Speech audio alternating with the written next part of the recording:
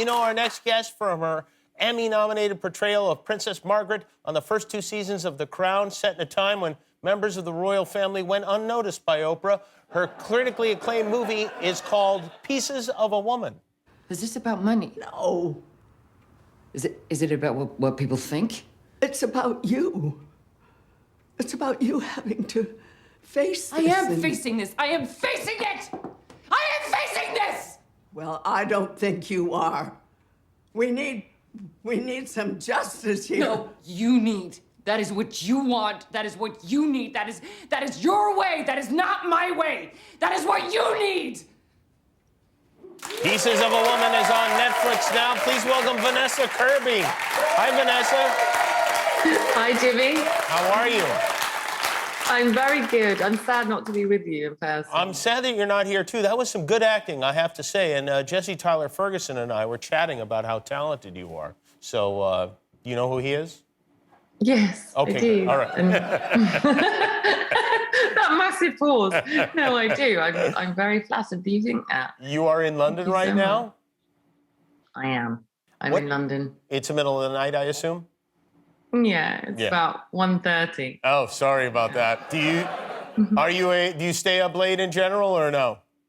I've got used to it because I've had to do press and stuff all on LA time. Obviously, usually you'd be there. So I see. I've been I see. 4 a.m. sometimes.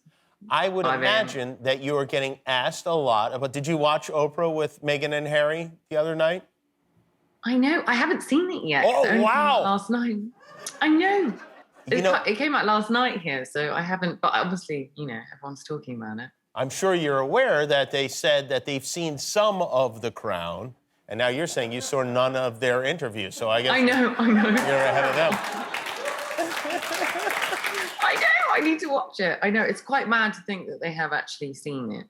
That's something that you sort of always semi-imagine, but sort of thought, I'm probably too busy to watch it. No, they have nothing to do. They literally have no jobs or nothing to do. They're just sitting in the yard waiting for Oprah to visit. It's very... They literally binged 4 seasons probably in one go. It is funny. I guess Yeah. it's better to... In a way, it's probably better for you not to see it because you don't really have to comment on it. And I feel like maybe that's what they were saying because we had a discussion here at the show. There's no way they started watching The Crown and then said, yeah, we're gonna put a pin in that for a while, especially because it's about their family. Like if somebody made a show about my grandparents, I would watch it.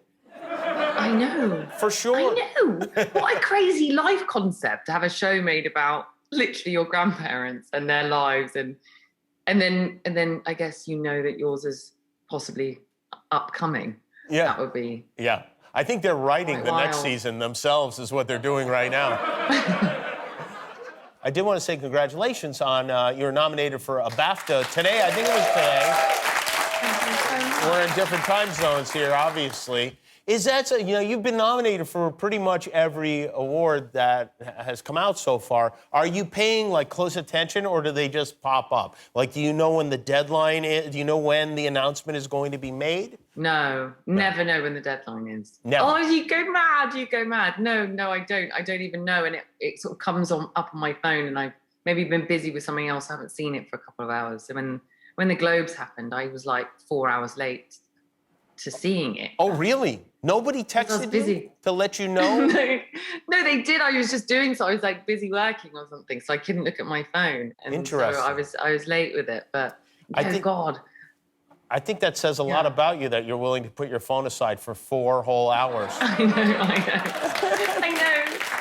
know. When you're filming, you can't quite, you can't have it there. But then when you see it, obviously, it's It's all a bit surreal for me, really, Jimmy. And plus, everything's virtual, so it's a whole different. That's right. Thing. You have a Boston accent in the movie, and is that the hardest American accent to do?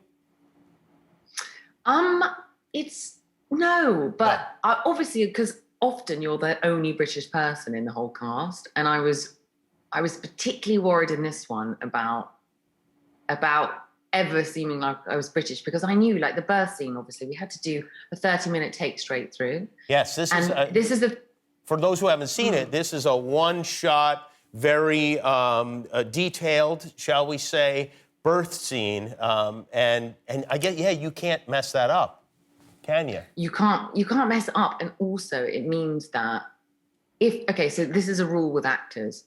If you have something emotional or you have to shout, more often than not, you tend to go into your natural accent. Like if you ever had a friend that speaks to their parents and they go into their more native accent or something, you know, it's that sort of thing.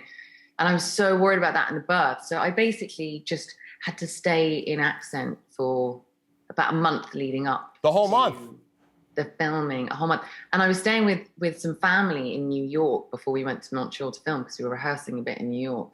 And I said, guys, I'm so sorry, but I'm going to have to stay in accent for the next few weeks. And so I literally became this different person because it's such a different sensibility even. So, and obviously they've known me for so many years, but it was so strange for them all because I would, you know, I'd come down in the morning and it's so hard. It's a very cringy thing to do. You also feel like such a lame actor, you know, but that was the only thing because in the birth, obviously I had to shout so much and I had to. Yeah. I had to be completely free to be, deep grown. Do you feel now that you've gone through this filming experience? I know you don't have a kid. Do you feel more or less anxious to go through it in real life? Yeah, I feel like it was a little bit like a dress rehearsal. To be honest. You know, it was a bit like a really good dress rehearsal. It was like an undress rehearsal. Did you go and sit in a delivery room to watch it happen, to get a sense of what happens? Yeah, this amazing obstetrician called Claire Mellon allowed me to come and shadow her. And I spent many days on the labour ward and we were kind of crawling all over the delivery room and the midwives were showing me all these different, all these like top obstetricians were sort of like showing me all the moves and stuff. And the women, the moms were okay with you being in there? No, well, I didn't meet any moms until after. But because I kept coming in at different afternoons and no mothers had come in and, I'd always just missed them or whatever. But on my final day there, one of the midwives came around and she said, oh, a lady's come in and she's 9 centimeters dilated and I'm going to ask her if she wouldn't mind if you sat in. And I thought, oh my God, there's no sodding way that this lady in like one of the most precious moments of her life is going to let some random actress sit and be with her. Yeah. But Jimmy, remarkably, she did. She said yes. And which is like just the most generous thing ever. So I got I was in my scrubs in like full blue and I sort of came and sat down next to her. And she was already in full flow. I mean, like full power. She was like really just in her complete animal primal state. It was the crown. That's what was happening. Yeah. It was the crown. It was the crown. And I was just so in awe of her. My mouth was just like watching her go on this journey for 8 hours. And she was just incredible. And obviously then it was getting near the end and forceps came and she was just so brave and she had no painkillers and it was just absolutely amazing.